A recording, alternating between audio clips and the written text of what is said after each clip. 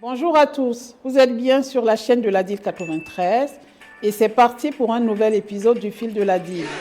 Aujourd'hui, on va parler du déroulement d'un achat immobilier, mais pas de panique, avec la DIL vous trouverez toutes les informations utiles. J'envisage d'acheter un bien immobilier. Comment cela se passe-t-il? Avant toute chose, après la visite de l'appartement, il est nécessaire de s'informer sur les caractéristiques du bien en sollicitant par exemple un diagnostic immobilier.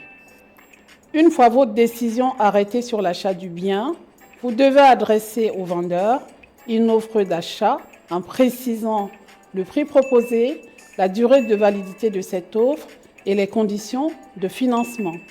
Attention, en cas d'acceptation du vendeur, l'offre vaut engagement et peut être concrétisée par la signature d'un compromis ou d'une promesse de vente.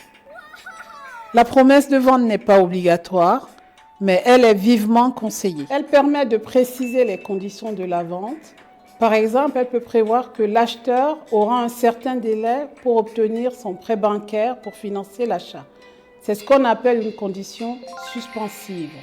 À défaut d'obtention du prêt dans le délai indiqué, la vente n'aura pas lieu. Cet acte est rédigé généralement par un agent immobilier ou par un notaire. Le vendeur devra fournir un certain nombre de documents. Un justificatif de son titre de propriété, le règlement de copropriété, les diagnostics. On va vous renvoyer vers notre vidéo spécifique, les mesures certifiées, le carnet d'entretien de l'immeuble et les documents sur la situation financière de la copropriété et du copropriétaire vendeur. Après la levée des conditions suspensives, l'acte définitif sera signé devant notaire.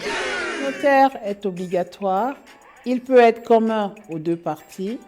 Les frais de notaire comprennent ses honoraires fixés réglementairement ainsi que les frais d'enregistrement et de taxes diverses. À la conclusion de la vente, une attestation de propriété est remise. L'acte définitif est adressé après enregistrement à la publicité foncière. Maintenant, vous savez tout ou presque. Parce qu'il y a toujours des exceptions, contactez-nous par mail, par téléphone ou prenez rendez-vous pour faire le point sur votre situation. Et pour garder le fil avec la DIL, abonnez-vous et suivez-nous sur les réseaux.